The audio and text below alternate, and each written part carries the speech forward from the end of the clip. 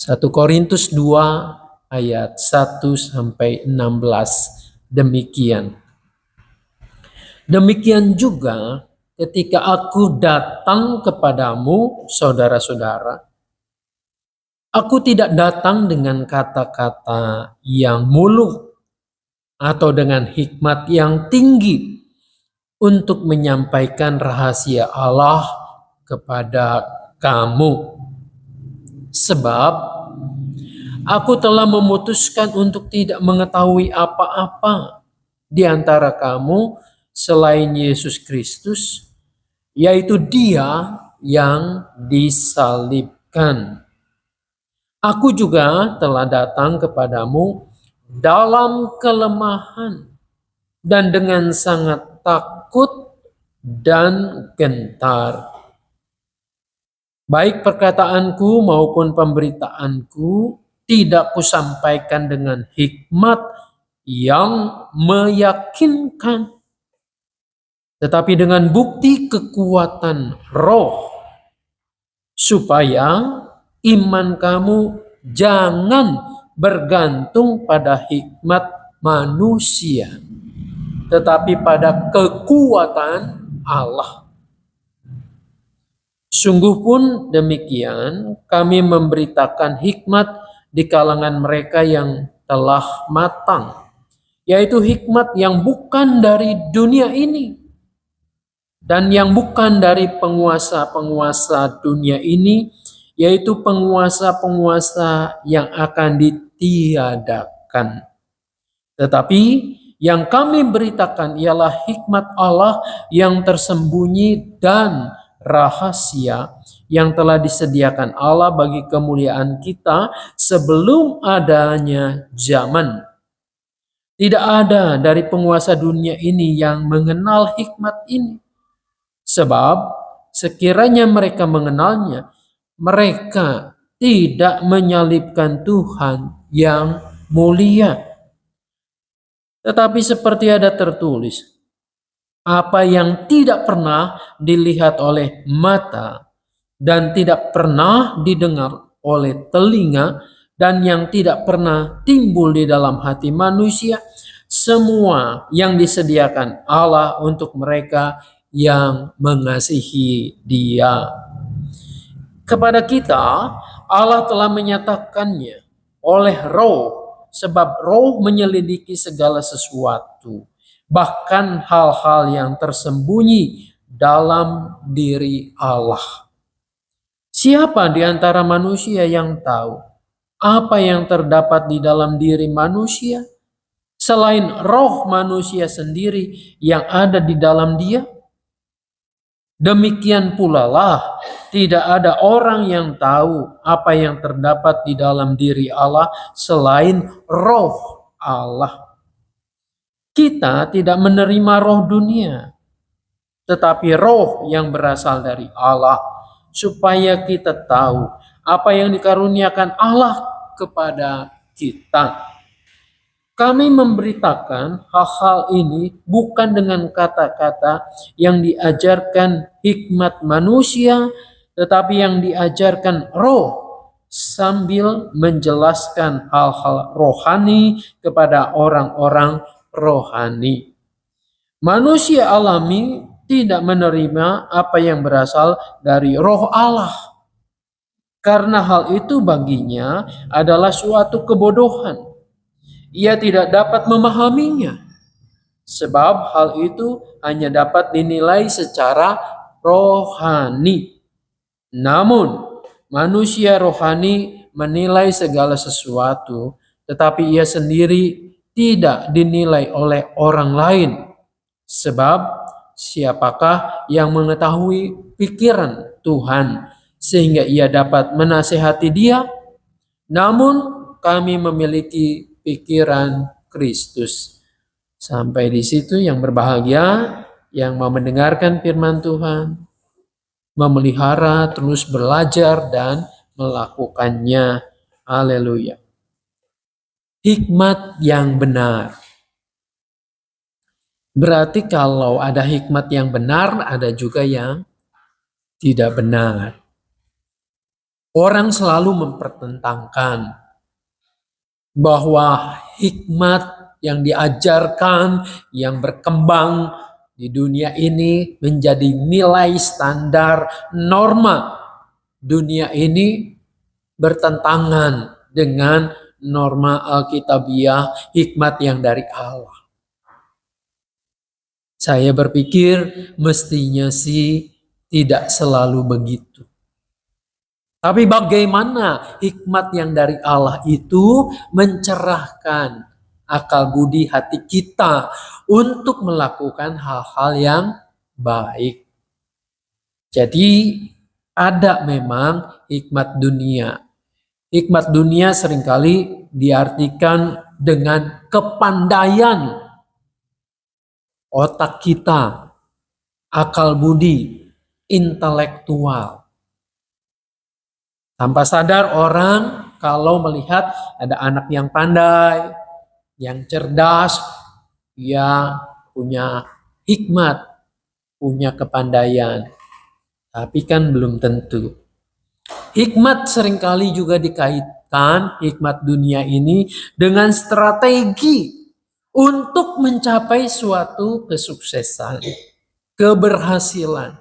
Dia punya strategi. Orang dikatakan smart, pandai, sehingga dengan strategi yang dimilikinya, orang tersebut bisa sukses, bisa berhasil.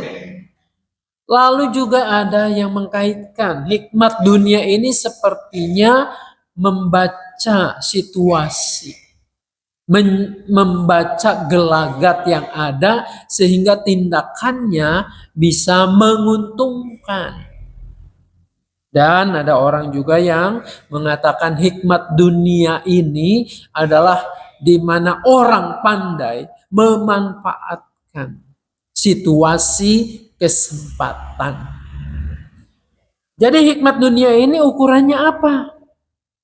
Ukurannya adalah keberhasilan. Ukurannya adalah kekayaan. Ukurannya adalah kekuasaan, pengaruh, sukses, dan popularitas. Nah, seringkali kita juga terkecoh nih dalam hidup kita. Oh, keren ya, dia punya hikmat, punya kepandaian, sehingga hidupnya sukses, berhasil, strateginya jitu, ia bisa mempengaruhi orang, memanfaatkan situasi, dan seterusnya. Nah, apakah memang salah sih kalau orang punya kepandaian seperti itu? Sekali lagi, kita bukan bicara hitam putih bahwa itu mutlak salah. Tapi bagaimana hal-hal tersebut dikendalikan dari dalam dan untuk tujuan apa sebenarnya? Ya. Kita hidup di zaman yang serba berisik, serba sibuk, di zaman yang terus-menerus bersaing satu dengan yang lain. Maka kalau kita cermati di handphone kita, media sosial kita, itu berisik sekali dengan berbagai macam pendapat, dengan berbagai macam teori, termasuk juga teori-teori pendapat tentang ajaran, tentang agama, dan yang lain-lainnya. Kita melihat perkembangan yang sekarang, dunia ini berisik politik. Yang terjadi adalah bagaimana terus-menerus orang berebut kekuasaan. Lalu orang berisik juga dengan pandangan saya paling benar.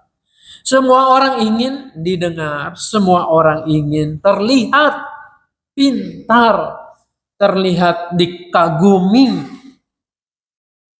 Maka gereja juga seringkali ke bawah-bawah nih. Kita juga jangan ketinggalan dong, ya. Kalau di sana itu pengaruhnya luar biasa. Dia memakai cara-cara seperti ini. Bagaimana kebaktiannya dikemas sedemikian rupa. orang yang mengikutinya bergairah seperti menonton konser dan seterusnya. Ayo dong kita juga buat cara yang sama. Kadang-kadang gereja ingin mengikuti dan tergoda untuk cara-cara yang seperti itu. Untuk terlihat tampil lebih keren, tampil lebih baik ya. Karena dipandangnya yang lain itu sebagai saingan. Gereja bisa berbicara lebih cerdas, mengikuti tren yang ada ini. Oke, mungkin untuk sebagian orang mengatakan ya wajar saja. Sebab kalau gereja enggak diminati, kan siapa yang mau dengar? Siapa yang mau datang? Nah, tetapi hari ini kita mau belajar dengan apa yang dikatakan oleh Rasul Paulus. Firman Tuhan mengingatkan kita pada saat ini bahwa gereja tidak dibangun di atas kepandaian manusia. Gereja tidak didirikan untuk mencari untung.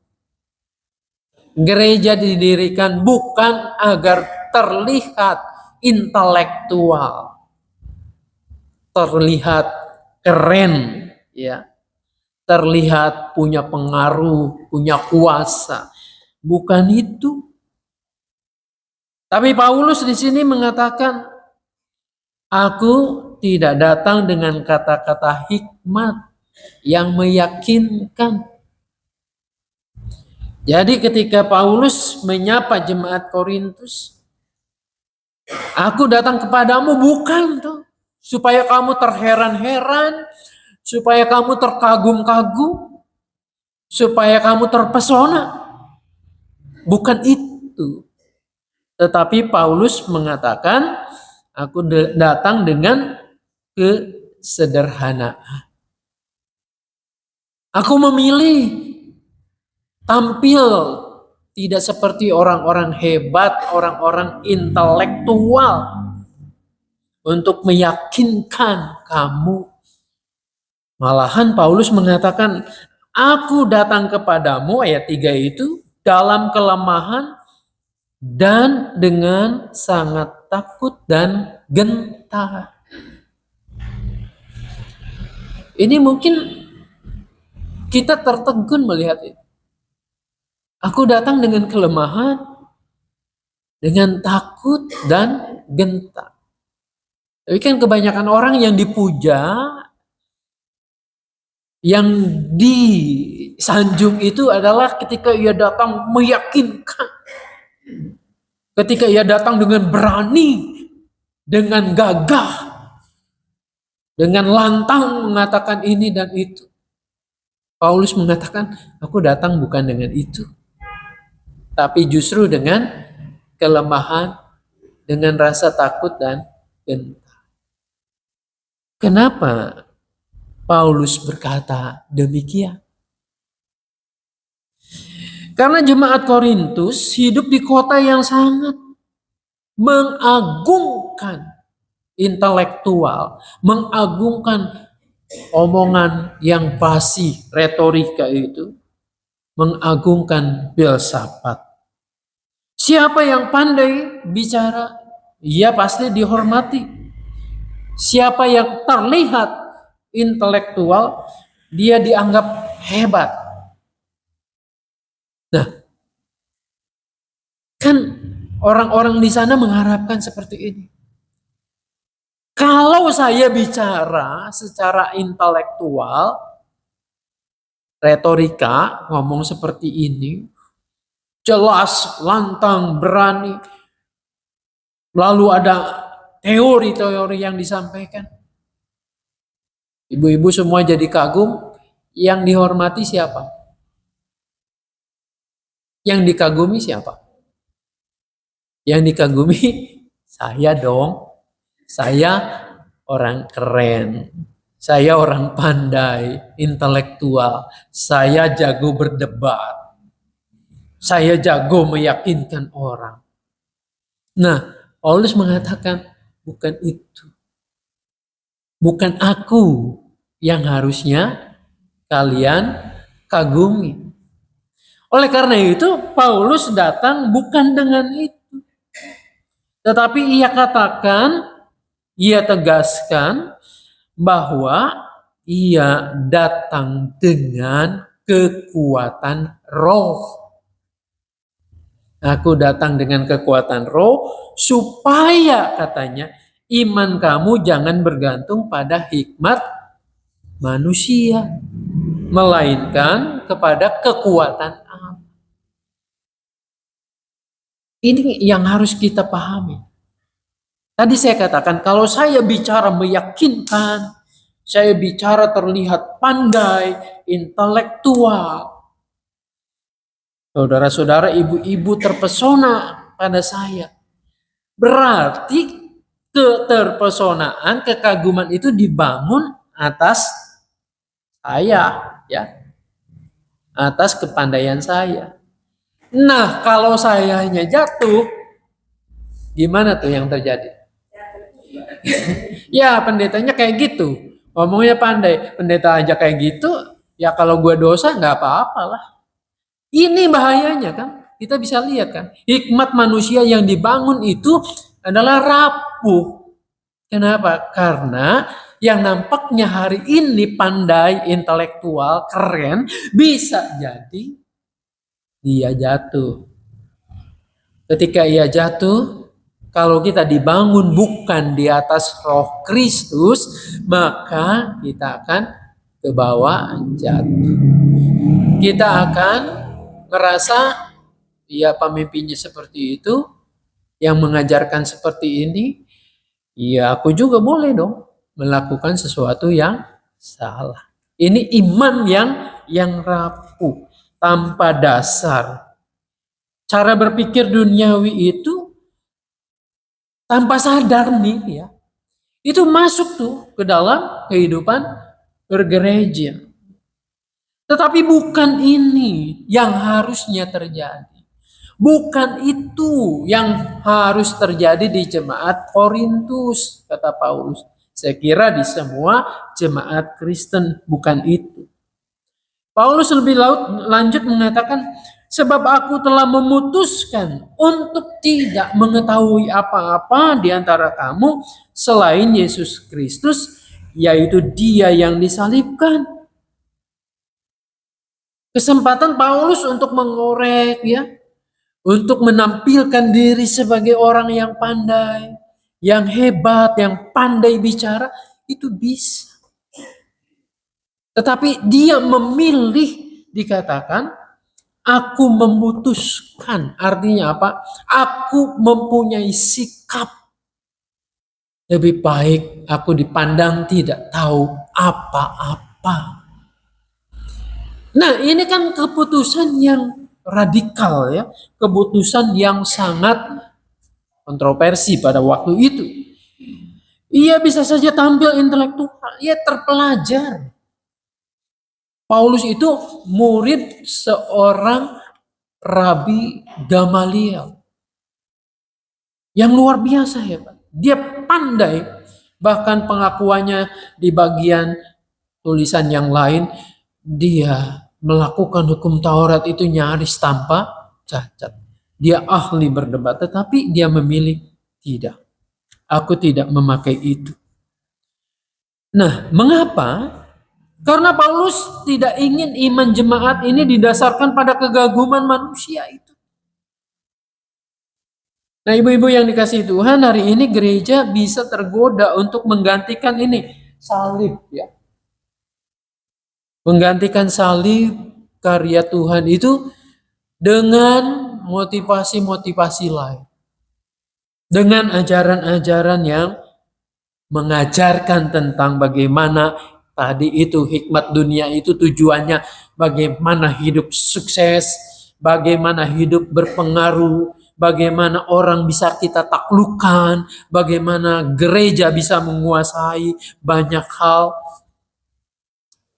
Gereja tergoda untuk itu. Khotbah yang menyenangkan telinga, janji berkat tanpa pertobatan. Kita seringkali tergoda untuk membuat semua yang ada ini untuk jadi konten misalnya. Khotbah bisa dinilai dari berapa banyaknya orang yang melihat, viewers, orang yang like, menjadi follower, dan seterusnya.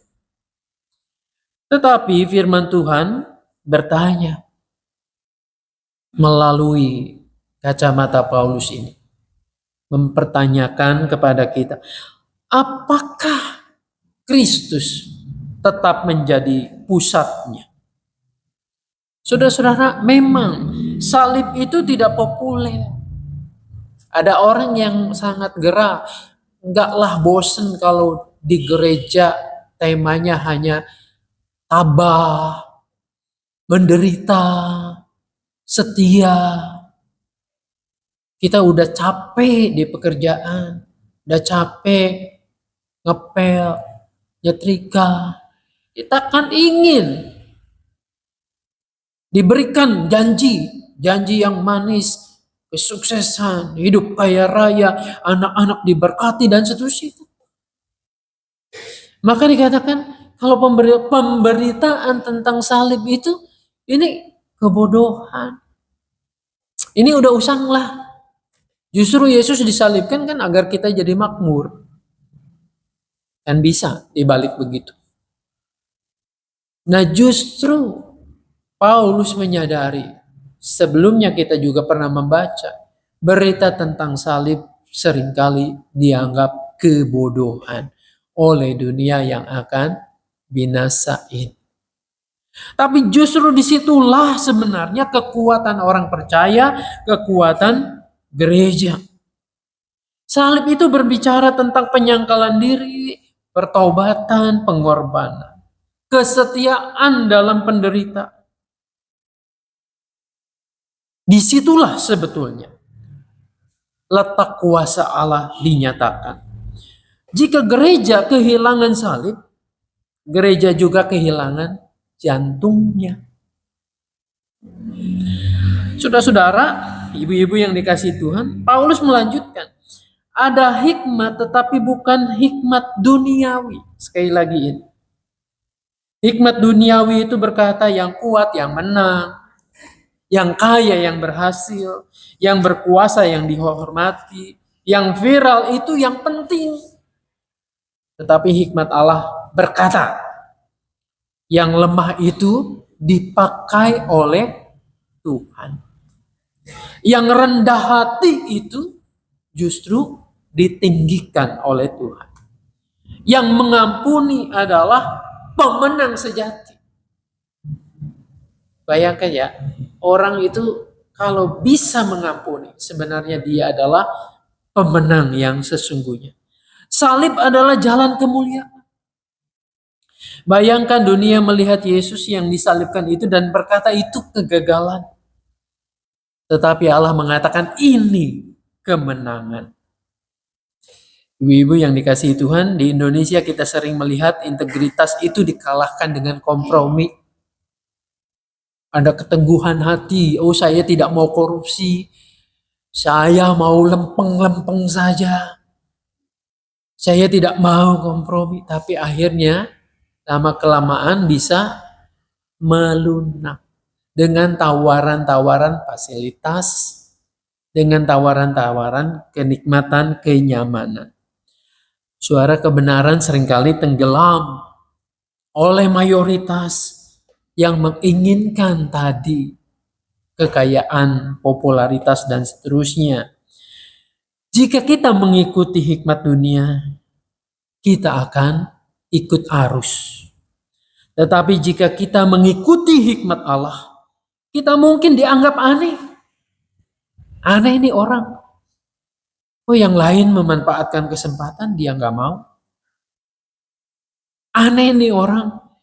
Kenapa ada berkat kok ditolak? Ada rezeki kok gak mau? Kan kita dianggap aneh.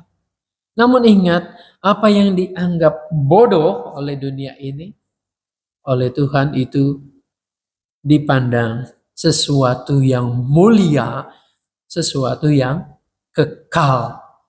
Jadi jangan mengorbankan yang mulia, yang kekal hanya dengan kepentingan kenikmatan sesaat. Banyak contohnya.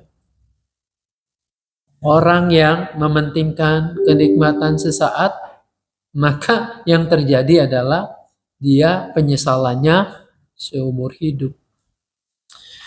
Nah, Paulus berkata bahwa hal-hal ini bisa dipahami, bisa dimengerti ketika Roh Allah, Roh Kudus itu hadir dan menguasai hidup kita, diri kita. Maka kalau tanpa Roh Kudus, kita hanya memandang Alkitab ini buku sejarah saja. Ibadah hanya rutinitas. Menandakan bahwa kamu Kristen, ya ibadah. Tanpa Roh Kudus, pelayanan hanya aktivitas organisme saja. Kita bisa punya sound system yang baik, ya. Fasilitas ibadah yang keren. Tanpa kuasa Roh Kudus itu, ini hanya sebagai tempat sarana saja. Bayangkan, seharusnya kita membayangkan bahwa sehebat apapun, lampu, sekeren apapun, alat-alat nih, sound system dan yang lain-lain, tanpa ada kabel, tanpa ada aliran listrik di dalamnya, gak bakalan bunyi, gak bakalan terang. Nah, Paulus tuh mau mengingatkan, itu yang harusnya didahulukan dulu, ya.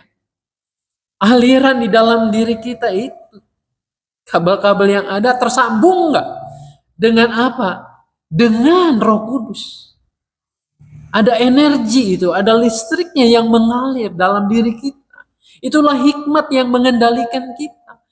Sehingga apapun yang kita lakukan dalam hidup kita tidak dinilai dengan sesuatu yang wah saja, yang keren saja, yang kelihatannya intelektual, yang kelihatannya ini dapat kaya cepat, dapat sukses berhasil segera.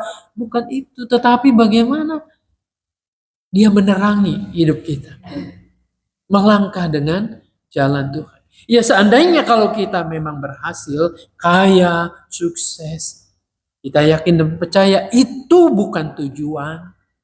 Tetapi ini adalah cara Tuhan untuk menolong kita supaya menjadi manusia-manusia yang peduli buat sesamanya. Nah, hikmat yang benar itu akan menolong kita untuk tidak segala sesuatunya itu saya ingin yang mengendalikan, bukan. Tapi tunduk pada pengendalian ilahi. Sehingga buahnya akan menjadi kehidupan yang benar. Orang yang berhikmat itu akan memilih, oh saya harusnya bisa memaafkan, mengampuni. Saya bisa memahami kalau orang itu bersikap demikian. Saya mau berkorban untuk orang-orang tersebut agar mereka juga mengalami cinta Tuhan, kebahagiaan dari Tuhan, dan bisa diberkati melalui hidup kita. Nampaknya kita nggak enak oleh dunia ini. Nampaknya kita juga berjerih lelah. Tetapi percayalah, itulah yang disebutkan dengan kebahagiaan, yang disebut dengan hikmat yang benar itu. Nah, semoga kita mempunyai hikmat itu tuh, ya. Hikmat yang dari Tuhan. Jangan malu kalau orang lain mengatakan, oh, kamu bodoh amat, kamu tidak pandai, oh kamu tidak punya talenta ini dan itu. Gak apa-apa. Yang penting di sini, Roh Tuhan mengendalikan hidup kita. Paulus juga mengatakan begitu. Aku tidak datang dengan kekuatan intelektual, dengan pengaruh yang hebat. Tapi aku memilih menjadi orang yang lemah. Memilih menjadi orang yang kelihatannya tidak berhikmat. Tapi dipakai oleh Tuhan untuk menyatakan hikmat Allah bagi dunia ini. Tuhan Yesus menolong, memberkati kita. Amin.